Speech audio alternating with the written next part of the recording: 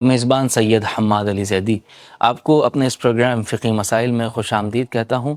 یقیناً آپ حضرات متوجہ اور آمادہ ہیں کہ ہمارا یہ پروگرام ہر ہفتے رات 8 سے 9 بجے ہادی ٹی وی پر لائیو نشر کیا جاتا ہے، کہ جس میں مومنین کے سوالات کے جو فقی مسائل کے حوالے سے ہوتے ہیں ان سوالات کو اس پروگرام میں شامل کیا جاتا ہے، اور ان کے جوابات دینے کے لیے ہمارے ساتھ موجود ہوتے ہیں حجت الاسلام والمسلمین مولانا شفا نجفی صاحب، جو کہ یقیناً اپنے قیمتی وقت میں سے ہمیں وقت مہیا کرتے ہیں۔ ہم تہہ دل سے آپ کے ممنون و مشکور ہیں کہ آپ یہاں پر تشریف لاتے ہیں اور مومنین کے سوالات کا تسلی بخش اور اطمینان بخش تفصیل کے ساتھ جواب عنایت کرتے ہیں۔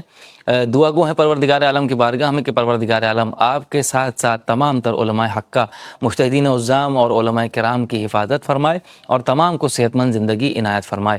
ناظرین کرام، اس سے پہلے کہ میں اپنے مہمان خصوصی کو اس پروگرام میں خوش آمدید کہوں، میں تمام تر ناظرین اور سامعین کو یہ بتانا چاہوں گا کہ ہمارے اسکرین کے نیچے چلتے ہوئے نمبر پر آپ ہم تک اپنے سوالات پہنچا سکتے ہیں۔ جس طرح سے آپ کو زندگی میں کوئی فقہی مسئلہ یا کوئی ایسی بات پیش آئی ہو کہ جس کا جواب آپ پوچھنے میں کسی سے شرما رہے ہوں یا گھبرا رہے ہوں، تو آپ یہاں پر سوالات پوچھ سکتے ہیں، کہ یہاں پر نہ ہی آپ کی شناخت واضح ہوگی اور نہ ہی آپ کا چہرہ یا نام آئے گا، اور بلکہ آپ کا جواب سوال کا تفصیل کے ساتھ عطا عنایت کیا جائے گا۔ اور دیگر سوشل میڈیا پلیٹ فارمز پر دیکھنے والے ہمارے تمام تر ناظرین، فیس بک پر، یوٹیوب پر یا دیگر سوشل میڈیا پر جہاں پر ہادی ٹی وی کے چینلز موجود ہیں، وہاں پر دیکھنے والے تمام تر ناظرین ہمیں اپنے کمنٹ سیکشن میں اپنے سوالات درج کر سکتے ہیں، کہ جن کا جواب عنایت کرنے کے لیے آغا صاحب ہمارے پاس موجود ہیں۔ آئیے اپنے مہمان خصوصی کو پروگرام میں خوش آمدید کہتے ہیں۔ السلام علیکم ورحمۃ اللہ۔ وعلیکم السلام ورحمۃ اللہ جناب زید صاحب، جی آغا صاحب، خیریت خیریت سے ہے؟ ہیں آپ؟ آپ کی دعا جی الحمدللہ۔ کرم الحمدللہ، پروردگار عالم آپ کو سلامت رکھے۔ آغا صاحب، میں چاہوں گا کہ آپ ابتدائی کلمات کے ذریعے سے اس پروگرام کا آغاز فرمائیے۔ اعوذ باللہ من الشیطان اللعین الرجیم، بسم اللہ الرحمن الرحیم، الحمدللہ رب العالمین، والصلاة والسلام علی خیر خلقہ محمد وآلہ الطیبین الطاہرین، واللعن الابدی علی اعدائہ اجمعین۔ اما بعد فمن کلام مولانا امیر المؤمنین علیہ الصلاۃ والسلام، وَأَحَبُّ الْعِبَادِ إِلَى اللَّهِ مَنْ تَأَسَّى بِنَبِيِّهِ۔ محترم ناظرین و سامعین، آپ خواتین و حضرات کو یاد ہے کہ ہم یہ اس لائیو پروگرام میں آپ کی طرف سے آنے والے سوالات کے جواب عرض کرنے سے پہلے کوئی نہ کوئی ایسا فقہی مسئلہ بیان کرتے ہیں کہ جس کی طرف اکثر لوگ متوجہ نہیں ہوتے، اور وہ بڑا مبتلا بہا مسئلہ ہوتا ہے، اکثر جو ہے نا اس سے واسطہ پڑتا رہتا ہے۔ لیکن یہ تاریخیں چونکہ آپ متوجہ ہیں، یہ رسول اکرم اور امام جعفر صادق علیہ السلام کی ولادت کی تاریخیں ہیں۔ اس مناسبت سے میں نے آپ کے سامنے امیر المومنین کا ایک فرمان جو آپ نے نہج البلاغہ میں ان حضرت کے اوصاف، آپ کے فضائل اور آپ کے اخلاقی خصوصیات پر مشتمل مفصل خطبہ ہے، اس سے چند جملے آپ کی خدمت میں پیش کرنے کی سعادت حاصل کر رہا ہوں۔ آپ نے فرمایا فَتَعَصَّ بِنَبِيِّكَ الْأَطْهَرَ الْأَطْيَبِ، اس کائنات کی سب سے بڑی پاکیزہ اور پاک و پاکیزہ ہستی کی پیروی کرو، ان کے نقش و قدم پر چلو۔ وَعَزَاءً لِمَنْ فَإِنَّ فِيهِ أُسْوَةٌ لِمَنْ تَعَصَّى، اللہ نے بھی قرآن میں فرمایا ہے وَلَكُمْ فِي رَسُولِ اللَّهِ أُسْوَةٌ حَسَنَةٌ، آپ کو اللہ تعالیٰ نے اسوہ حسنہ قرار دیا ہے، کہ جس کے نقش قدم پر ہمیں چلنے کا حکم دیا ہے۔ وَأَحَبُّ الْعِبَادِ إِلَى اللَّهِ تَعَالَى الْمُتَوَسِّي بِنَبِيِّهِ صلی اللہ علیہ وآلہ وسلم، اللہ کے نزدیک سب سے پسندیدہ، خدا کا سب سے محبوب آدمی وہ ہے جو ان حضرت کے نقش و قدم پر چلے۔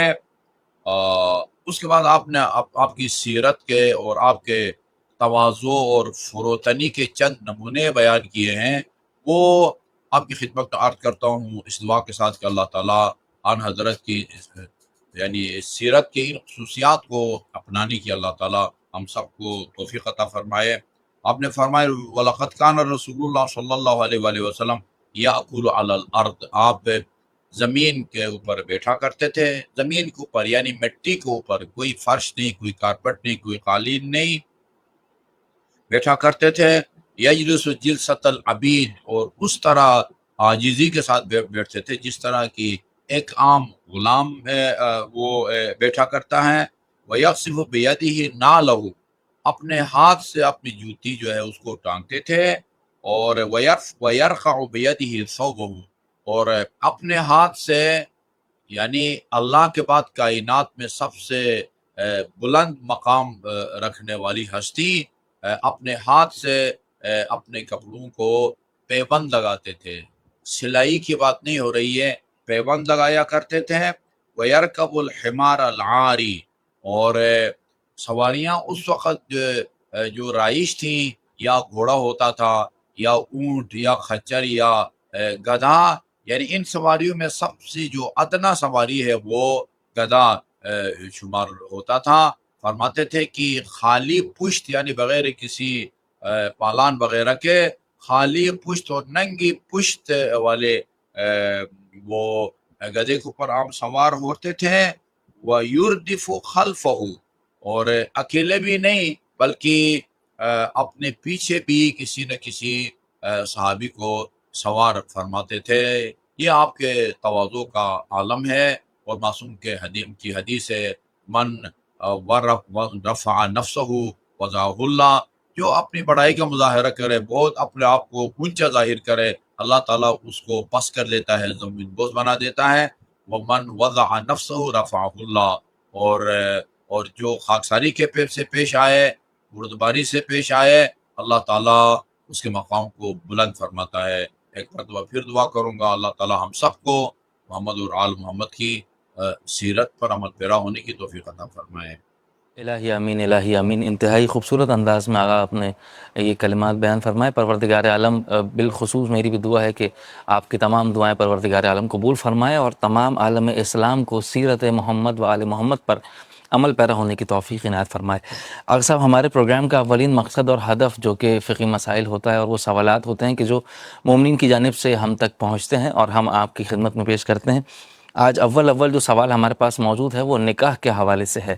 بعد السلام پوچھنے والی خاتون ہے، اور انہوں نے خود یہ سوال پوچھا ہے کہ میں ایسی نصوص چاہتی ہوں، یعنی ایسے ریفرنسز چاہتی ہوں کہ جہاں پر مجتہدین کرام کے فتاویٰ موجود ہوں کہ جنہوں نے ایک سید زادی کا غیر سید سے نکاح جائز قرار دیا ہے۔ پہلے تو سوال یہ ہے کہ کیا یہ جائز ہے یا نہیں، کیونکہ میں نے صرف سنا ہے اور منہ زبانی سنا ہے، تو یہ سننے کے بعد اب میں نے یہ چاہا کہ میں آپ سے سوال کروں، تو اسی کا مختصراً جواب دیتے ہوئے آگے بڑھیے گا۔ سوال ہو یا کوئی اور سوال، یعنی بہترین اور جو مستند طریقہ ہے وہ یہ ہے کہ وہ یعنی آپ جس کی بھی تقلید میں ہیں، یعنی دنیا بھر کے مومنین کی اکثریت جو ہے وہ یا آغا سیستانی کی تقلید میں ہے یا آغا رہبر کی تقلید میں ہے، اور دونوں کا جو ہے نا ویب سائٹ موجود ہے، وہ sistani.com پہ آپ چلے جائیں، ان سے آپ جو ہے نا وہ یہ سوال پوچھیں، وہ آپ کو جواب دیں گے۔ اسی طرح رہبر کے نام سے بھی جو ہے نا ویب سائٹ موجود ہے، وہاں بھی آپ کو اس کا تسلی بخش اور سب سے مستند اور معتبر جواب مل جائے گا۔ جی آقا صاحب، بہت بہت شکریہ۔ اس کے بعد ہمارے پاس اگلا سوال موجود ہے۔ بعد السلام انہوں نے پوچھا ہے کہ قبلہ کیا واجب نمازوں کی نیت زبان سے ادا کرنا ضروری ہے یا نہیں؟ اسی کے ساتھ انہوں نے دعا کی التماس بھی کی ہے سوال کرنے والے نے۔ پہلے تو اللہ تعالیٰ ان کی تمام تر جائز حاجات کو اللہ تعالیٰ پورا فرمائے، اور ان کی اور ہم سب کی اللہ تعالیٰ بہترین دعا میں جو اپنے حق میں اور دوسروں کے حق میں کر سکتا ہوں یہ ہے کہ اللہ تعالیٰ اس مومنہ سمیت تمام مومنین کی عاقبت بخیر فرمائے۔ اور جہاں تک سوال کا تعلق ہے، دیکھیں نیت جو ہے وہ زبان کا عمل نہیں ہے، نیت دل کا عمل ہے۔ انما الاعمال بالنیات ہے، اعمال کا دار و مدار جو ہے وہ نیت ہوتی ہے۔ بعض اوقات یہ حدیث بھی ہے، نیت المومن خیر من عملہ، ایک آدمی نے ایک کار خیر کی نیت کی ہے، یعنی اپنے طور پر عزم بالجزم تھا کہ یہ کار خیر میں انجام دوں گا، لیکن غیر متوقع طور پر اگر کوئی رکاوٹ پیش آئے اور وہ عمل انجام نہ پائے، اللہ تعالیٰ اس کو اس عمل کا اجر عطا فرماتا ہے۔ اور یہ جو حدیث ہے نیت المومن خیر من عملہ، بعض اوقات انسان نیکی کی نیت خود نیکی سے بھی بہتر ہوتی ہے۔ اس کی وجہ یہ ہے کہ نیکی جو ہے بعض اوقات اگر اس کو عملی طور پر انجام دیں، اس میں دکھاوے کا خطرہ ہوتا ہے، انسان ہے، بشر ہے، تو اس میں دکھاوے کا جو ہے نا وہ پہلو آ سکتا ہے۔ لیکن نیت ایسی چیز ہے کہ جو دکھائی دینے کے قابل ہی نہیں، نہ اس کو نہ کسی کو دکھا سکتے ہیں، نہ وہ کسی کو وہ دکھائی دے سکتی ہے، لہذا نیت المومن خیر من عملہ ہی ہے۔ تو نیت جو ہے وہ دل کا کام ہے، جو ہے نا وہ زبان کا کام نہیں ہے، بلکہ ہماری فقہ کی کتابوں میں لکھا ہوا ہے کہ جو ہماری پرانے فقہا کی کتابوں میں ہے، وہاں یہ جو ہے نا وہ نیت کی بحث ہوتی ہی نہیں تھی، اس لیے کہ نیت ایسی چیز ہے کہ خود بخود ہو جاتی ہے، خود بخود ہو جاتی ہے۔ تو نماز ہو یا کوئی بھی عبادت ہو، البتہ عبادت کی تعریف ہی یہی ہے، اس کی ڈیفینیشن ہی یہی ہے کہ قصد قربت اللہ تعالیٰ کے لیے اس عمل کو انجام دینے کی بندہ نیت کر لے۔ ارادہ اور ہوتا ہے، قصد قربت کی نیت اور ہوتی ہے۔ ہم کوئی خرید و فروخت کرنا چاہتے ہیں، کوئی چیز بیچنا چاہتے ہیں، کوئی چیز خریدنا چاہتے ہیں، اس میں بھی ہمارا قصد اور ارادہ ہوتا ہے، اس کے بغیر کوئی معاملہ لین دین انجام نہیں پاتا۔ یا جو نکاح پڑھتے ہیں، اس میں بھی لڑکا کی طرف سے لڑکی کی طرف سے 2 وکیل ہو یا 1 وکیل ہو، وہ بھی صیغے پڑھتے ہیں، لیکن اس میں ارادہ ہوتا ہے، قصد ہوتا ہے۔ لیکن قصد قربت کی نیت وہاں ضروری نہیں ہے کہ میں ان کا نکاح پڑھتا ہوں قربتاً اللہ۔ یہ صرف عبادات کی خصوصیت ہے کہ وہاں ارادہ کے علاوہ یعنی قصد قربت کی نیت ہوتی ہے، اس عمل کو میں اللہ تعالیٰ کی خوشنودی کے لیے انجام دے رہا ہوں۔ وہ آپ کی نماز عبادت ہے، وضو عبادت ہے، غسل عبادت ہے، یا ان دونوں کے متبادل کے طور پر تیمم عبادت ہے، حج بیت اللہ، حج کے جتنے بھی ارکان ہیں، یہ ساری عبادات ہیں، وہاں قصد قربت کی نیت جو ہے وہ کی ضروری ہے، اس کے بغیر عمل انجام نہیں پاتا۔ آپ کی دل کے اندر جو موجود ہے وہی جو ہے نا وہ کافی ہوتی ہے۔ ضروری نہیں ہے کہ زبان سے آپ کہیں صبح کی 2 رکعت پڑھتا ہوں، ظہر کی یا عصر کی، عشاء کی 4 یا مغرب کی 3۔ البتہ اگر زبان پر اظہار بھی کریں تو بعض فقہا لکھتے ہیں کہ وہ افضل ہے، لیکن زبان پر ان کو جاری نہ کریں نیت کے الفاظ کو، دل ہی میں آپ کی نیت ہو تو یہ کافی ہے۔ آغا صاحب بہت بہت شکریہ۔ اس کے بعد اگلے سوال کی جانب بڑھتے ہیں، اور ہمارے پاس بعد السلام سوال یہ موجود ہے کہ آغا اگر کوئی شخص صاحب حیثیت ہو اور استطاعت ہو چکا ہو کہ وہ حج اور عمرے کی ادائیگی پر جا سکے، کیونکہ یہ صاحب استطاعت ہونے کے بعد ہی یہ عبادت واجب ہوتی ہے حج اور عمرے کی، لیکن اس شخص کے ساتھ کچھ ایسی مجبوریاں بھی ہوں کہ جن کی وجہ سے وہ یہ تمام تر مال اپنی عبادت پر خرچ کرنے سے قاصر رہ جائے، یعنی اس کی بیٹی کی شادی کی عمر ہو چکی ہے، یا اس کے گھر کا مکان کے کچھ ایسے کام ہیں، یا دیگر ایسے اخراجات ہیں کہ جو سر پر کھڑے ہیں، لیکن مال اتنا مکمل ہو چکا ہے کہ وہ حج اس پر واجب ہو گیا اور عمرے کے لیے اور حج کے لیے وہ جا سکتا ہے۔ تو آغا صاحب کیا فریضہ بنتا ہے؟ پہلے اپنی جوان بیٹی کی شادی کرے جس کی عمر نکلی جا رہی ہے، یا پھر اس کے دیگر گھر کے کام وغیرہ نپٹائے، یا پھر اپنی عبادت انجام دے؟ اس کی وجہ فرمائیے گا۔ دیکھیں جو ان کے سوال کے جو چند جملے ہیں نا، وہ ان میں جو ہے نا وہ بے خیالی میں جو ہے نا وہ یعنی تضاد گوئی ہو گئی ہے۔ اور وہ کہتے ہیں کہ یہ بیٹی کی شادی بھی سر پر ہے، مکان کا کام بھی جو ہے نا لازمی طور پر ہونا ہے، اور ادھر حج جو ہے نا وہ بھی واجب ہو گیا ہے۔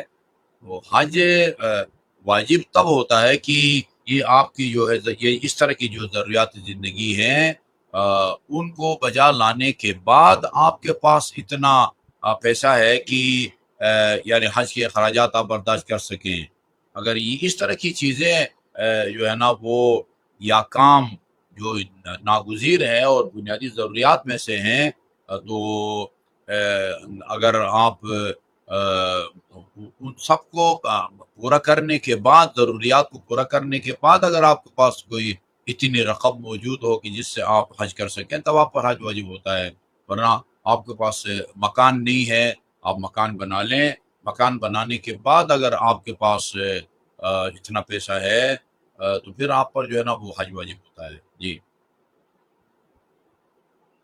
شکریہ. اس کے بعد ہمارے پاس اگلا سوال ہے، اور بعد السلام سوال کرنے والے نے یہ پوچھا ہے کہ آغا صاحب فجر کی نماز کے بعد یا فجر کی نماز سے پہلے ہم جو ہے وہ نیند سے نہیں اٹھ پاتے یا نیند کا غلبہ زیادہ ہوتا ہے، تو نماز شب پڑھنے کے لیے کیا ہم عشاء کی نماز کے وقت بعد کا وقت جو ہے اسے انتخاب کر کے عشاء کے بعد ہی نماز شب ادا کر سکتے ہیں یا نہیں؟ اس کی وضاحت فرمائیے گا. جی بہت ہی مفید سوال ہے. یعنی ہمارے بعض فقہا خصوصاً آیت اللہ سستانی حفظ اللہ وہ فرماتے ہیں کہ بس نماز مغربین کے بعد نماز شب کا وقت داخل ہو سکتا ہے. آپ مطلب البتہ یہ جتنا فجر کے قریب ہو اس کی فضیلت زیادہ ہے. اگر آپ اپنے روٹین کے مطابق 10 بجے آپ سوتے ہیں تو 9:30 یا مثلاً 10-20 پہ جتنے بھی آپ 35 منٹ لگاتے ہیں 40 منٹ لگاتے ہیں اپنے روٹین کے جو سونے کا ٹائم ہے اس سے کوئی اتنا وقت پہلے کہ آپ نماز شب پڑھ سکیں. نماز شب پڑھ کے سو جائیں اور آپ کو انشاءاللہ نماز شب کا اجر و ثواب مل جائے گا. اور ہماری درخواست ہوگی کہ ہم کو بھی اپنی دعاؤں میں شامل کریں. جی آغا صاحب، اگلا سوال ہمارے پاس کھانے پینے کے متعلق موجود ہے، اور بعد السلام انہوں نے یہ پوچھا ہے کہ آغا صاحب یہ بتائیے کہ جس طرح ہم مرغی اور مرغی کا انڈا اور کھاتے ہیں، یہ ساری چیزیں کھانا حلال ہے اور جائز ہے. اسی طرح دیکھنے میں آیا کہ لوگ اب بطخ کے انڈوں کی طرف آ رہے ہیں یا شتر مرغ کے انڈوں کو کھایا جا رہا ہے. تو کیا یہ بطخ کے انڈے کھانا یا شتر مرغ کے انڈے یا ان دونوں حیوانات کا گوشت کھانا، جیسے بطخ کا گوشت یا شتر مرغ کا گوشت، یہ حلال ہے یا نہیں؟ اس کی وضاحت فرمائیے گا. جی جو پرندہ حلال گوشت ہے اس کے انڈے بھی حلال ہیں، اور یہ دونوں جو جانور ہیں یہ دونوں کے دونوں حلال گوشت ہیں. ان کا گوشت کھانا بھی جائز ہے اور ان کے انڈے کھانا بھی جائز ہے. لوگ تو شتر مرغ کا تو بہت کم ہی ہوتا ہے شکار، لیکن لوگ مرغابی بطخ وغیرہ ان کا تو بہت شکار کرتے ہیں. یہ خود ہمارا جو ناردن ایریا ہے گلگت وغیرہ میں سمندر کے کنارے خاص موسم ہوتا ہے، اور اس میں جو ہے نا یہ مرغابی بطخیں وغیرہ بہت دور دراز سے وہاں وہ یہ آتی ہیں اور لوگ وہاں تب 12 بور وغیرہ ان کا شکار کرتے ہیں. تو اس میں کوئی شک نہیں ہے کہ وہ حلال گوشت ہے. اور جو پرندہ بھی حلال گوشت ہے اس کا انڈا بھی جو ہے نا وہ کھا سکتے ہیں، جس طرح یہ مرغی کا آپ کھا سکتے ہیں یا کبوتر کا. غرض یہ کہ فارمولہ یہ ہے، کلیہ یہ ہے کہ جو پرندہ بھی حلال گوشت ہے اس کا انڈا بھی حلال ہے. جی آغا صاحب بہت بہت شکریہ. اس کے بعد ہمارے پاس اگلا سوال موجود ہے، اور پوچھنے والے نے یہ پوچھا ہے کہ آغا صاحب اگر ہم پر پہلے سے ایک غسل واجب ہو، غسل جنابت ہم پر واجب ہوا ہو اور دوبارہ غسل جنابت واجب ہو جائے، تو 2 الگ الگ غسل کرنے پڑیں گے یا ایک ہی غسل کافی ہوگا؟ ایک ہی غسل کافی ہوگا. اگلے سوال ہمارے پاس موجود ہے، اور اگلا سوال فقہی اعتبار سے تو ہے ہی، لیکن اس کے علاوہ اعمال کے حوالے سے زیادہ ہے. بعد السلام انہوں نے یہ پوچھا ہے کہ آغا صاحب اپنی کسی مشکل کے لیے، اپنی کسی مصیبت کے لیے ہم اگر مفاتی اٹھا کر دیکھیں یا دیگر اوراد و وظائف کی کتاب اٹھا کر دیکھیں تو اس میں ایک انبار ہوتا ہے، ایک طولانی فہرست ہوتی ہے کہ یہ اعمال کیے جائیں تو آپ کی مشکلات حل ہو جائیں گی. لیکن آغا میں نے عقیدت کے اعتبار سے زیارت امام حسین کا انتخاب کیا ہے، اور میں وہ ہر نماز کے بعد پڑھتا ہوں اس نیت سے کہ جو میری مشکلات ہیں وہ آسان ہو جائیں. تو آغا کیا یہ میرا عمل درست ہے؟ کیا زیارت امام حسین کی تلاوت کرنا مفید ثابت ہوگا یا نہیں؟ اس کی وضاحت فرمائیے گا. یقیناً پھر ثابت ہوگا جی. بہت سارے علماء کرام نے، مومنین نے آزمایا ہوا ہے. خصوصاً زیارت عاشورہ جو ہے وہ کہتے ہیں کہ حاجت روائی کے لیے، مشکل کشائی کے لیے جو ہے نا وہ اکسیر ہے. اللہ تعالیٰ آپ کو اس کی پابندی کرنے اور اس پر ثابت قدم رہنے کی توفیق عطا فرمائے. قطع نظر اس کے کہ آپ کی حاجت پوری ہوتی ہے یا نہیں ہوتی ہے، خود عمل بفضیلت ہے، یقیناً آپ اس کے اجر اور ثواب کے حقدار بنیں گے، اور ہماری دعا ہے اللہ تعالیٰ آپ کی دعاؤں کو بھی قبول فرمائے، مشکلات کو بھی جو ہے نا اپنی قدرت کاملہ سے حق اور محبت حل فرمائے۔ الہی امین، جزاک اللہ۔ اگلے سوال کی جانب بڑھتے ہیں، اور بعد السلام پوچھنے والے نے یہ سوال کیا ہے کہ آغا صاحب، میری پوری فیملی میں کبھی کسی نے تقلید نہیں کی، اور وہ تقلید کے خلاف ہی رہے، اور ہمیشہ میرے بڑے بزرگ جتنے بھی تھے ان تمام نے کبھی کسی مجتہد کی کوئی تقلید نہیں کی۔ البتہ وہ جو اعمال کرتے تھے وہ ایک کتاب ہے عوام تحفۃ العوام کر کے، اس کتاب کے حوالے سے وہ تمام تر اعمال اپنے بجا لاتے تھے، لیکن کسی مجتہد کو نہیں مانتے تھے۔ لیکن اب میں تقلید کرنا چاہتا ہوں، اور میں نے پوری زندگی جو گزاری، پیسہ کمایا، شادی کی، سارے جتنے کام میں نے کیے وہ بنا کسی مجتہد کے فتوے کے کیے۔ تو اب میں چاہتا ہوں کہ میں آیت اللہ سیستانی کی تقلید کروں، تو اس کا کیا طریقہ ہوتا ہے کہ میں اپنے پرانے تمام تر اعمال کا، اپنے حساب کا، نمازوں کا، ہر چیز کا حساب لگاؤں، اور پھر دوبارہ سے اعمال انجام دینے پڑیں گے؟ پوری زندگی جب سے میں کما رہا ہوں تب سے حساب لگا کے خمس ادا کرنا پڑے گا؟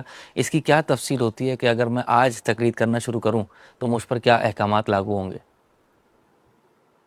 دیکھیے جی، آج سے اگر آپ آیت اللہ سیستانی رحمۃ اللہ کی تقلید کرنا چاہتے ہیں تو آپ یہی نیت کریں کہ میں آئندہ اپنی عبادات اور اپنے معاملات اور یعنی یعنی فرقہ جن مسائل کا بھی میری زندگی سے تعلق ہے وہ آیت اللہ سیستانی کے فتویٰ کے مطابق انجام دوں گا۔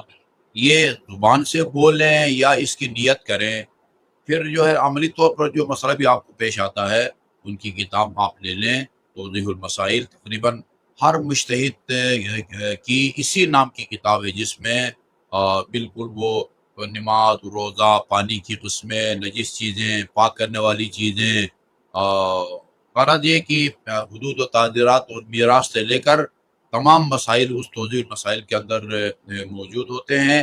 تو اور اس کتاب کی طرف رجوع کر کے آپ اپنی عملی زندگی گزاریں۔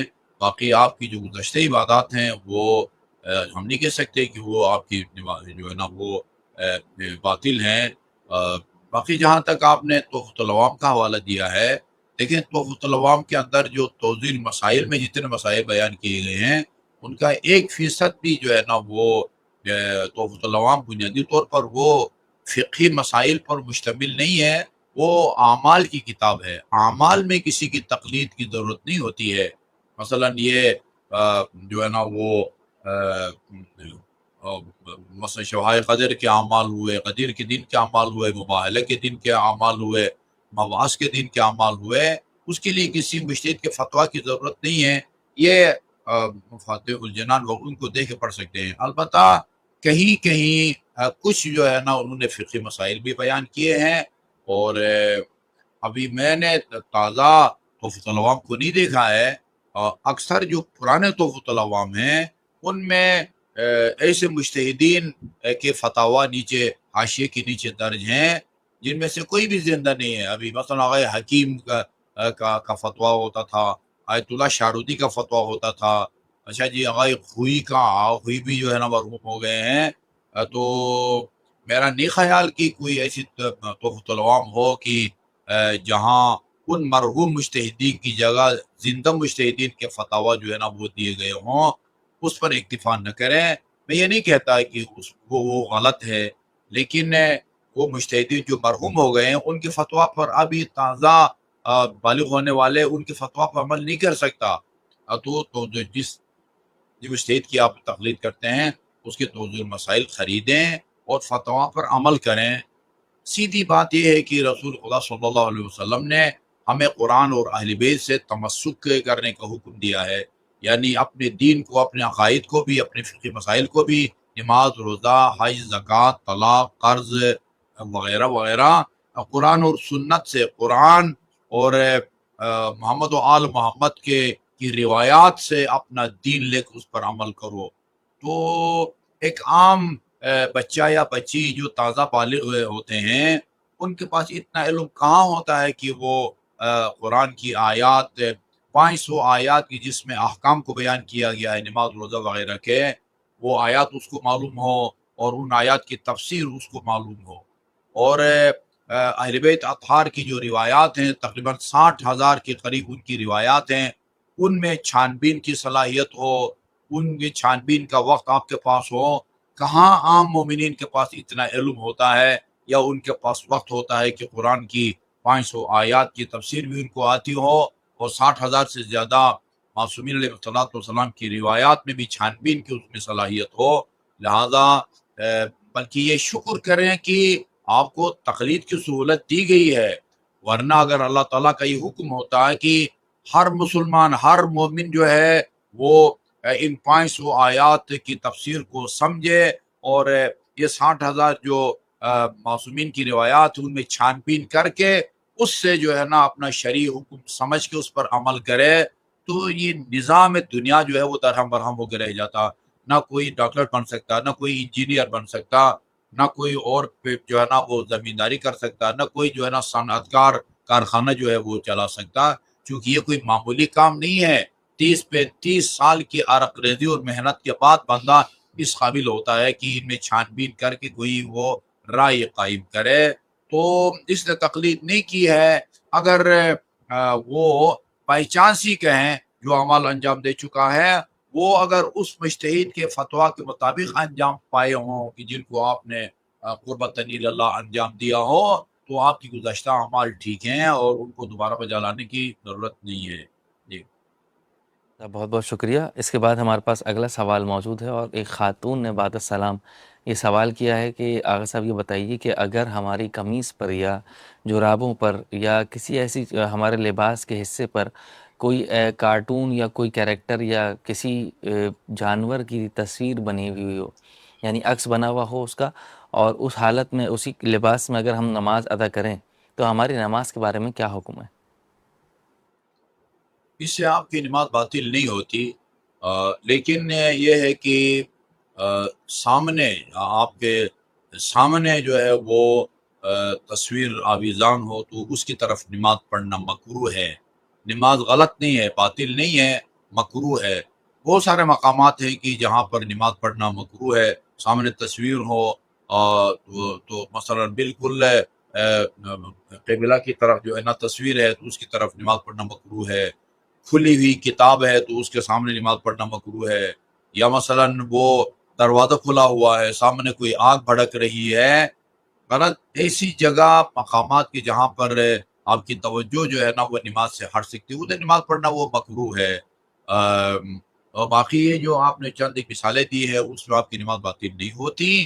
البتہ آپ بھی متوجہ ہوں گے یہ بعض لوگ ایسے کپڑے پہنتے ہیں، شرٹ وغیرہ پہنتے ہیں جن کی پشت پر جو ہے نا وہ عجیب عجیب تصویریں بنی ہوئی ہوتی ہیں، بلکہ معذرت کے ساتھ وہ کتے کی تصویر بنی ہوئی ہوتی ہے. یا مثلا یا عیسائی اور یہودیوں کی جو ہے نا وہ ان کی نشانیاں وہ انہوں نے بنائی ہوئی ہوتی ہے، لوگ متوجہ نہیں ہوتے اور اس کو پہن کے نماز پڑھتے ہیں. تو ظاہر ہے جس نے جو ہے نا کوئی سے شرٹ پہنی ہوئی ہو کہ جس کے اوپر تصویر ہے، انسان کی تصویر ہے اور اس سے بھی بدتر کسی کتے کی تصویر ہے، وہ آپ کے جو ہے نا وہ پچھلے صف میں جو بندہ بیٹھا ہے بیچارہ اس کی نماز مکروہ ہو رہی ہے. لہذا جو ہے نا وہ مومنین کو یعنی خصوصاً جوان طبقہ کو، بچوں کو خیال رکھنا چاہیے کہ ان کی جسم پر جو ہے نا وہ ایسی تصاویر نہ ہو. ویسے کسی آپ کی پسندیدہ شخصیت کی تصویر ہے تو اس کو پہننے میں کوئی حرج نہیں ہے، لیکن پشت پر وہ تصویر ہو تو ظاہر ہے پچھلے صف میں جو کھڑا ہوگا اس کی نماز مکروہ ہو جائے گی. لہذا جو ہے نا وہ تصویروں والی لباس جو ہے وہ بہتر ہے کہ آپ نماز میں نہ پہنتے ہیں. اور یہ خصوصاً اس طرح کی کوئی ناپاک جانور کی تصویر ہے، یہ بہت ہی ایک غلط اور جو ہے نا وہ قابل مذمت کلچر کا جو ہے نا حصہ ہے، اور اس سے مومنین کو پرہیز کرنا چاہیے. جی آغا صاحب بہت بہت شکریہ. اگلے سوال کی جانب چلتے ہیں، اور اگلا سوال بھی ہمارے پاس ایک خاتون کی جانب سے آیا ہے اور بعد السلام انہوں نے یہ پوچھا ہے کہ آغا صاحب مجھے معلوم نہیں تھا کہ لڑکی کے لیے، کنواری لڑکی کے لیے یہ لازم ہے کہ وہ اپنی ولی کی اجازت کے بغیر نکاح نہیں کر سکتی، اور میں نے چھپ کر ایک نکاح کیا کہ جو 3 مہینے پہلے میں نے سر انجام دیا، اور اس نکاح کے نتیجے میں جو دیگر معاملات ہوتے ہیں وہ بھی ہوئے، لیکن مجھے معلوم نہیں تھا کہ یہ نکاح جو ہے وہ بنا ولی کی اجازت کے نہیں ہوتا، ممکن ہی نہیں ہے کہ نکاح وقوع پذیر ہو جائے۔ تو اب جو نکاح کر چکی ہوں اس کے بارے میں کیا حکم ہے؟ دیکھیں، ابھی بھی یعنی جب آپ کو مسئلے کا پتہ چل گیا ہے تو اگر آپ جاری رکھتے ہیں ان تعلقات کو تو آپ کے لیے جائز نہیں ہے۔ ابھی آپ کے والد صاحب اگر آپ کو اجازت دے دیتے ہیں تو یہ آئندہ جو ہے نا وہ آپ کا عمل جو ہے وہ جو ہے نا وہ جائز ہوگا۔ جس طرح بچی کی اجازت کے بغیر جو ہے نا وہ تو مین چیز ہے، بچی یا بچے کی اجازت کے بغیر نکاح پڑھا جائے اور بعد میں وہ راضی ہو جائیں تو وہ نکاح صحیح سمجھا جاتا ہے، اس کو ہم عقد فضولی کہتے ہیں۔ عقد فضولی مثلا آپ کی گھڑی، آپ کا موبائل آپ سے پوچھے بغیر ہم کسی کے ہاتھ فروخت کر دیں اور اسے قیمت وصول کریں، بعد میں آپ اجازت دے دیں، اس کو عقد فضولی کہتے ہیں۔ وہ بے فضولی، لین دین فضولی یا نکاح فضولی وہ ہو جاتا ہے، لڑکا لڑکی سے پوچھے بغیر نکاح پڑھ دیا، بعد میں وہ راضی ہو جائے۔ اسی طرح والد بھی بعد میں اگر راضی ہو جاتا ہے تو وہ نکاح صحیح ہے، ورنہ نہیں صحیح نہیں ہوگا۔ شکریہ۔ اس کے بعد ہمارے پاس اگلا سوال موجود ہے، اور سوال کرنے والے نے سوال بعد السلام یہ پوچھا ہے کہ آغا صاحب ہمارے ایک عزیز ہیں، انہوں نے ایک خاتون کے ساتھ غیر اخلاقی کام کیا اور اسی خاتون کی چھوٹی بہن کے ساتھ اب وہ نکاح کرنے جا رہے ہیں۔ اچھا، وہ شخص جو ہے وہ خود اہل تشیع ہے، لیکن جو خاتون ہے وہ اہل سنت سے تعلق رکھتی ہیں، اور ان کے ساتھ معاملہ پہلے ہوا ہے اور اس کے بعد اب گناہ انہوں نے کیا، اور اس کے بعد اب انہی کی چھوٹی بہن کے ساتھ وہ نکاح کر رہے ہیں۔ تو کیا یہ ان کے لیے نکاح کرنا جائز ہوگا یا نہیں؟ نکاح ہو جائے گا یا نہیں ہوگا؟ وضاحت فرمائیے۔ دیکھیے جی، دو بہنوں سے ایک ساتھ نکاح جو ہے وہ جائز نہیں ہے۔ وَأَن تَجْمَعُوا بَيْنَ الْأُخْتَيْنِ، یہ قرآن میں بھی ہے، یعنی ایک ساتھ جو ہے نا دو بہنیں کسی کی نکاح میں نہیں آ سکتی۔ یہ ایسا نہیں ہے، ایک سے اگر ناجائز تعلقات ہیں رہے ہیں تو اسی سے بھی جو ہے نا وہ نکاح ہو سکتا ہے جس سے ناجائز تعلقات تھے، اور اس کی بہن سے بھی جو ہے نا وہ ہو سکتا ہے۔ یعنی دو بہنیں نکاح میں ہوں یہ جائز نہیں ہے۔ جی آغا صاحب، بہت بہت شکریہ۔ اس کے بعد ہمارے پاس اگلا سوال ہے، اور بعد السلام انہوں نے یہ پوچھا ہے کہ آغا صاحب اگر نماز میں ہم رکوع کرنے کے لیے جا رہے ہوں اور ہمارا گھٹنے سے ہاتھ پھسل جائے یا کوئی ایسا معاملہ پیش ہو جائے کہ ہم قبلہ رخ سے ہٹ جائیں، یعنی تھوڑا سا لڑکھڑا جائیں یا گرنے کی کیفیت ہو جائے، تو کیا ایسی حالت میں نماز باطل ہو جاتی ہے یا نہیں؟ اس کی وضاحت فرمائیے۔ دیکھیے پہلے تو آپ کو یہ معلوم ہونا چاہیے کہ نماز کے دوران یعنی خصوصاً وضو یعنی رکوع کے دوران کسی خاص جگہ ہاتھوں کو یا ہتھیلیوں کو رکھنا ضروری اور واجب نہیں ہے۔ دونوں ہاتھ جو ہے جتنا رکوع کے لیے آپ کو جھکنا چاہیے اتنا آپ جھکے ہیں، لیکن آپ کے دونوں ہاتھ جو ہے نا یہ ایسے یہ لٹک رہے ہیں، آپ کی نماز صحیح ہے۔ البتہ مستحب ہے کہ جو ہے نا یہ جو گول ہڈی ہے گھٹنے کی وہ جو ہے نا وہ آپ کی ہتھیلی کے اندر آ جائے، وہ مستحب کام ہے۔ لیکن اگر شروع ہی سے آپ کہیں ہاتھ نہیں رکھتے، اتنے جھکے ہیں جتنا جھکنا چاہیے، لیکن آپ کے ہاتھ گھٹنوں پر نہیں ہے تو آپ کی نماز جو ہے نا وہ صحیح ہے۔ اچھا، اچانک جو ہے نا وہ ہاتھ پھسل جاتے ہیں اور اس کی وجہ سے لڑکھڑا جاتے ہیں، تو وہ اتنا تو انحراف نہیں ہوتا، بندہ نہیں پھرتا کہ قبلہ کی طرف جو ہے نا پشت ہو جائے۔ یہ جب تک کوئی ایسا نہ کرے یا کوئی بھیڑ ہو، تھکا نہ پڑے، نہیں ہوتا۔ تو معمولی رخ سے جو ہے نا وہ نہیں ہوتا۔ ایسی صورت میں کوشش یہ کرے کہ حالت حرکت میں آدمی ذکر روک دے، باقی نماز باطل نہیں ہوتی۔ صاحب بہت بہت شکریہ۔ اس کے بعد ہمارے پاس اگلا سوال موجود ہے، بعد السلام انہوں نے یہ پوچھا ہے کہ آغا صاحب یہ بتائیے کہ میرے والد صاحب کہ جو اب مرحوم ہو چکے ہیں، ان کی ملکیت میں جو مکان تھا وہ میں نے اپنی ماں کے نام پر کروا دیا، اور اب وہ میری ماں کی ملکیت میں ہے، اور جس کی وجہ سے میرا ایک سوتیلا بھائی تھا بلکہ ہے، اور وہ سوتیلا بھائی اس عمل کی وجہ سے اس مکان کے مال سے محروم ہو گیا۔ تو کیا اس کی وجہ سے میرے اعمال پر اثر تو نہیں پڑے گا؟ اور اس کے علاوہ انہوں نے یہ کہا ہے کہ میرے والد مرحوم نے اپنی زندگی ہی میں میری والدہ کے نام پر اپنا یہ پورا مکان کر دیا تھا، جو اب جا کے ان کے نام پر منتقل ہوا ہے۔ تو کیا وہ سوتیلا بھائی اس بات کا حقدار ہے کہ اسے اس مال میں سے، اس مکان میں سے حصہ دیا جائے یا نہیں؟ اس کی وضاحت فرمائیے گا۔ نہیں، سوتیلا بھائی یعنی ایک باپ کے دونوں ہیں، یہ یعنی بہنیں ہیں، یعنی سوتیلا بھائی باپ ایک ہے دونوں کا۔ جی آقا صاحب، ایک ہی باپ ہے، والدہ دو ہیں۔ ہاں تو ایک ہی باپ ہے، والدہ دو ہیں، تو ظاہر ہے یہ باپ اگر مرحوم ہوگا تو دونوں اس کی جو اولاد ہے، بیٹا یا بیٹی، بے شک ان کی جو ہے نا مائیں الگ الگ ہوں، کوئی جائیداد میں جو ہے نا وہ شریک ہیں، دونوں شریک ہیں۔ ظاہر ہے ایک تہائی اور دو تہائی کے حساب سے ان کو جو ہے نا وہ میراث میں سے حصہ ملے گا۔ لیکن اگر انہوں نے اپنی زندگی میں یہ مکان کسی کو دے دیا تھا، کسی کے نام کرایا ہے اور اس کا شرعی ثبوت موجود ہے، تو پھر یہ مکان اسی کا ہوگا۔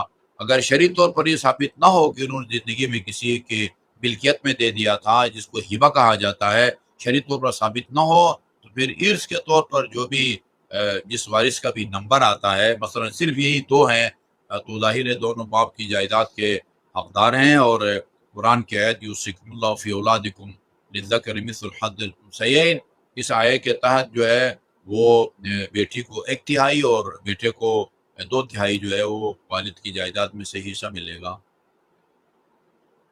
جی آقا صاحب، بہت بہت شکریہ۔ اس کے بعد اگلا سوال ہمارے پاس موجود ہے، اور بعد السلام سوال کرنے والے نے یہ پوچھا ہے کہ آقا صاحب، میرا تعلق کراچی کی ایک جامع مسجد کے ٹرسٹ سے ہے، یعنی وہ ٹرسٹیز میں سے ہیں، اور ہمارے ہاں جمعے کی نماز آج کل 1:35 پر ادا ہو رہی ہے، جبکہ کراچی میں زوال کا وقت 12:31 پر ہے۔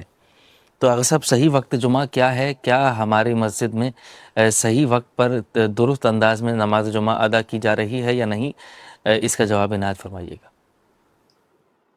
دیکھیں جی، ابھی بعض اوقات ایک مختصر سا سوال ہوتا ہے، لیکن اس کو سمجھانے کے لیے جو ہے نا وہ تھوڑا سا ڈیٹیل میں جانا ہوتا ہے۔ واجب جو ہے وہ دو قسم کا ہے۔ اگر یہ مسئلہ پہلے بیان ہو چکا ہے، میں دہرائی دیتا ہوں جلدی۔ ایک واجب تعینی ہے، یعنی ایک ہی عمل ہے، اس کا کوئی متبادل نہیں، جیسے کہ صبح کی نماز ہے، عصر کی نماز ہے، مغرب کی نماز ہے، ان کا کوئی متبادل نہیں ہے۔ کچھ واجبات تخیری کہلاتے ہیں، یعنی 2-3 کاموں میں سے کسی ایک کو انجام دینے کا حکم دیا جاتا ہے۔ ان میں سے جس کو بھی انجام دیں گے باقی واجب نہیں رہیں گے، ان کو واجب تخیری کہا جاتا ہے۔ رمضان مبارک میں اگر کوئی خدا نخواستہ روزہ کھا جاتا ہے بغیر کسی شرعی مجبوری کے، تو وہ کفارے کے طور پر اس کو اختیار ہے، ایک تو وہ قضا روزہ رکھے گا، اس کے علاوہ اس کی مرضی ہے غلام آزاد کرے، 60 روزے رکھے یا 60 غریبوں کو کھانا کھلائے۔ یہ 3 واجب تخیری کہلاتے ہیں۔ جمعہ کے دن جو نماز ظہر اور نماز جمعہ ہے، یہ دونوں واجب تخیری ہیں۔ آپ کو اختیار دیا گیا ہے، یا ظہر پڑھیں بے شک جمعہ نہ پڑھیں، یا جمعہ پڑھیں بے شک ظہر نہ پڑھیں۔ لیکن جمعہ کا جو ٹائم ہے وہ ظہر کی طرح وسیع نہیں ہے، وہ تو زوال سے لے کر جو ہے نا وہ مغرب پہ جب 4 رکعت نماز کا وقت باقی رہ جائے، یہ سارا کا سارا جو ہے نا وہ ظہر کا وقت ہے۔ جمعہ کو وقت جو ہے نا وہ انتہائی محدود ہے۔ آیت اللہ سیستانی فرماتے ہیں کہ اگر آپ نے زوال شرعی، جیسے آپ نے بتایا یہاں اسلام آباد میں جو ہے نا 12:06 پہ جو ہے نا وہ اذان دی جا رہی ہے آج کل میں، تو اب جتنے بجے زوال ہوتا ہو، زوال سے لے کر 40 منٹ تک، 40 منٹ کے اندر اگر دونوں خطبے ختم ہو جاتے ہیں اور آپ جمعہ شروع کر دیتے ہیں، تو اس کا مطلب ہے کہ آپ نے جمعہ کو اس کے مقرر وقت میں پڑھ لیا ہے، اب بے شک ظہر نہ پڑھیں۔ یہ واجب تخیری کے 2 فرض تھے، ان میں سے ایک کو آپ نے انجام دیا ہے تو دوسرے کو بجلانے کی ضرورت نہیں ہے۔ لیکن اگر وہ زوال شرعی سے 1.25 گھنٹے تک جو ہے نا وہ آپ کا خطبے کا ٹائم جاتا ہے، وہاں فرماتے ہیں کہ احتیاط واجب کے طور پر جمعہ کی بھی شرعی حیثیت رہے گی، لیکن احتیاط واجب کے طور پر آپ نماز ظہر بھی پڑھیں گے۔ لیکن اگر 1.25 گھنٹے سے زیادہ لگتا ہے دونوں خطبوں میں، پھر جو ہے وہ جمعہ کی حیثیت شرعی نہیں رہتی ہے، وہاں لازمی طور پر آپ کو ظہر پڑھنا ہے۔ یہ فارمولہ ہے جی، اس کو جو ہے ہر کوئی اپنے علاقے کی اوقات نماز کے اوپر لاگو کر سکتا ہے۔ اس کے بعد ہمارے پاس اگلا سوال موجود ہے، اور یہ سوال خاتون کی جانب سے ہے، اور انہوں نے یہ پہلے واضح کیا ہے کہ میں آیت اللہ سستانی کی مقلد ہوں، اور میں نے عمرہ ادا کیا ہے، جو ابھی لاسٹ ٹائم میں نے عمرہ ادا کیا تو اس میں نے پہلی منزل پر جو نماز ادا کی جاتی ہے عمرے کے بعد، وہ میں نے نماز وہاں پر ادا کی، لیکن وہاں میرا دل مطمئن نہیں ہوا، تو اس کے بعد میں نے اس مقام ابراہیم پر نماز ادا کرنے کے لیے اپنے شوہر کو فون کیا، کہ جنہوں نے ایک ایسا معاملہ بنایا کہ میں مقام ابراہیم پر نماز ادا کرنے کے لائق ہو گئی، اور میں نے وہاں پر نمازیں ادا کی، لیکن آقا صاحب اس میں طواف میں اور میری نماز میں آدھے گھنٹے کا وقفہ تھا، تو کیا میری نماز اور میرا طواف قابل قبول ہے، میرا عمرہ قابل قبول ہے یا نہیں، اس کی وضاحت فرمائیے گا۔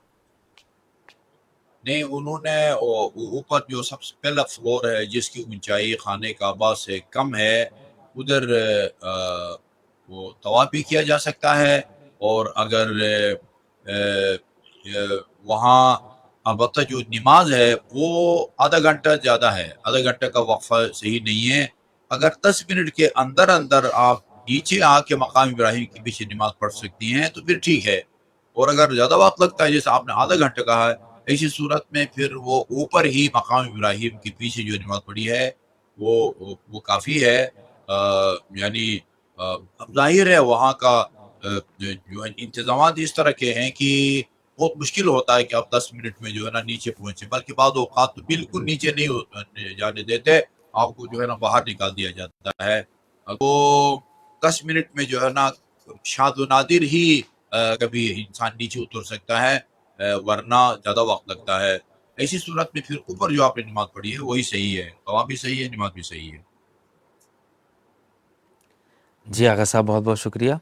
اس کے بعد اگلا سوال ہمارے پاس موجود ہے، اور سوال کرنے والی ایک نرس ہیں جو خاتون ہیں، انہوں نے سوال کیا ہے، بعد السلام یہ پوچھا ہے کہ آقا صاحب میں ہاسپٹل میں اس مقام پر میری ڈیوٹی ہوتی ہے کہ جہاں پر نومولود بچے رکھے جاتے ہیں، اور اس مقام پر ایسا ہوتا ہے کہ بسا اوقات کچھ بچے بیماری کی وجہ سے یا کسی بھی وجہ سے انتقال کر جاتے ہیں، اور ان کی میت کو غسل و کفن دینا بھی ہماری ذمہ داری ہوتی ہے، اور اکثر ایسا ہوتا ہے کہ ان نومولود بچوں کو نہلانا دھلانا صاف ستھرا کرنا، ان ساری ذمہ داریوں کے ساتھ اگر وہ خدا نخواستہ ایکسپائر ہو جائیں تو پھر ان کا غسل و کفن بھی اور ان کو نہلانا صاف ستھرا کر کے پھر ان کو ان کے والدین کے حوالے کرنا بھی ہماری ڈیوٹی ہوتی ہے۔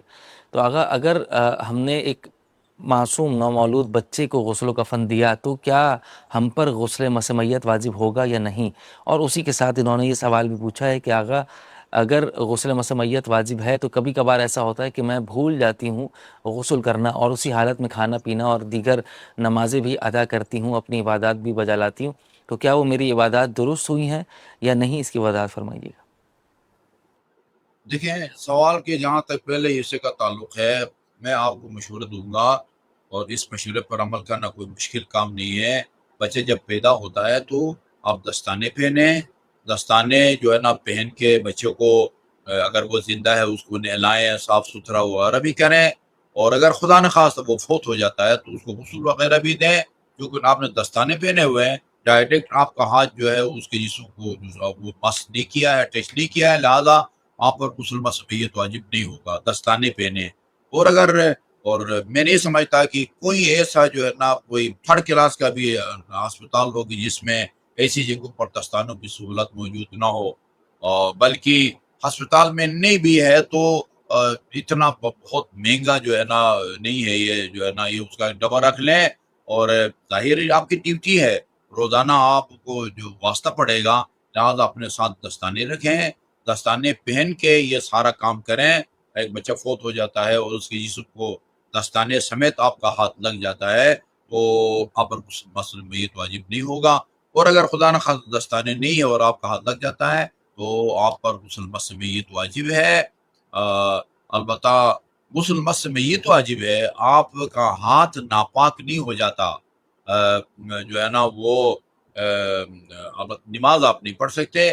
کھانے پینے میں کوئی حرج نہیں ہے، کھانے پینے میں کوئی حرج نہیں ہے، البتہ جو ہے نا نماز جب تک غسل میت نہیں کریں گے نماز صحیح نہیں ہے۔ شکریہ۔ معزز ناظرین و سامعین کرام، کافی سوالات ہمارے پاس آپ تمام کی جانب سے موجود ہیں کہ جنہیں ہم انشاءاللہ آنے والے پروگرام میں شامل کریں گے۔ آپ حضرات جڑے رہیے ہادی ٹی وی کے ساتھ، یہ فقہی مسائل کا پروگرام کا سلسلہ کراچی سے بھی آپ حضرات ملاحظہ کر رہے ہیں، اور نجف اشرف سے بھی جدید فقی مسائل کے نام سے آپ یہ پروگرام ملاحظہ فرما سکتے ہیں۔ دعا ہے پروردگار عالم کی بارگاہ میں کہ پروردگار تجھے واسطہ محمد و آل محمد کا، تجھے واسطہ چہاردہ معصومین کا، بالخصوص تجھے واسطہ رحمت للعالمین حضرت محمد مصطفیٰ صلی اللہ علیہ وآلہ وسلم کی عزت اور عظمت کا، اس کائنات میں موجود تمام مومنین کی جان مال عزت و آبرو کی حفاظت فرما۔ تمام مومنین کی جملہ جتنی بھی بیماریوں میں کوئی مومن اگر مبتلا ہے، بحق کے امام زین العابدین تمام مومنین کی بیماریوں کو دور فرما، تمام مومنین کے حالات کو بہترین حالات میں تبدیل فرما، اور ہماری سب سے بڑی دعا ہمارے وقت کے امام کے ظہور میں تعجیل فرما، ہم ان کے آوان و انصار میں شامل فرما۔ انہی دعاؤں کے ساتھ اجازت دیجیے اپنے میزبان سید حماد علی زیدی کو۔ والسلام علیکم ورحمۃ اللہ وبرکاتہ۔